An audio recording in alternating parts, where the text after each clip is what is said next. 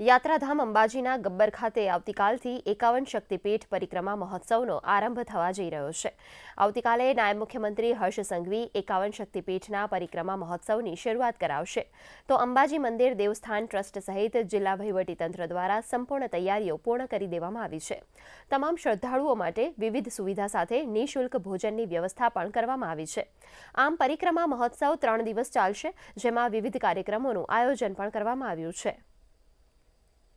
માટે આવશે તેમના માટે ભોજનની વ્યવસ્થા, વિસામાની વ્યવસ્થા, ગબ્બર ખાતે જે સેવા કેન્દ્રો, આ ઉપરાંત સ્વચ્છતા, પાર્કિંગ સહિતની તમામ જે સુવિધાઓ માટે હાલમાં જિલ્લા વહીવટી તંત્ર દ્વારા તૈયારી કરવામાં આવી છે। ગબ્બર તળેટીમાં 30મી જાન્યુઆરીએ ગુજરાત રાજ્યના માનનીય નાયબ મુખ્યમંત્રી શ્રીની અધ્યક્ષતામાં સવારે 9:30 વાગે શ્રી 51 શક્તિપીઠ પરિક્રમા ખુલ્લી મૂકવામાં આવશે। 30 તારીખથી મા અંબાજીના 51 શક્તિપીઠ પરિક્રમાનો શરૂઆત થઈ રહી છે।